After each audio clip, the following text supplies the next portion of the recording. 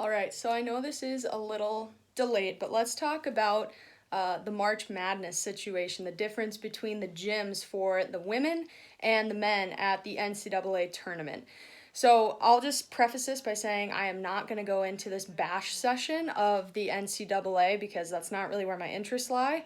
But just to kind of frame it for anybody who forgot, the March Madness gym setup. The men had like multiple racks. They had pretty much everything they needed. The women got like a couple of dumbbells, some stretch bands, some uh, yoga mats, things like that. And a couple of the athletes took to social media, showed the differences. There was this whole craze. A lot of you probably know this.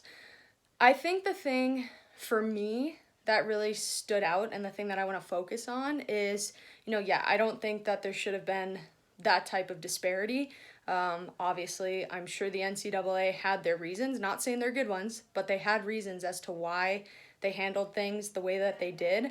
I think what I loved about that whole situation, I think the thing that I took away from it as probably the biggest learning experience was what can happen when you speak up and fight for what you think you deserve.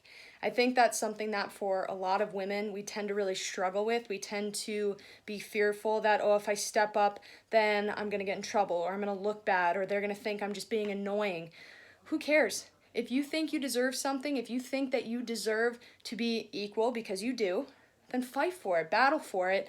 And social media these days is a very powerful thing. So I think that was the coolest part about it, was just seeing these women stand up for themselves, set the example, and come together to get what they wanted.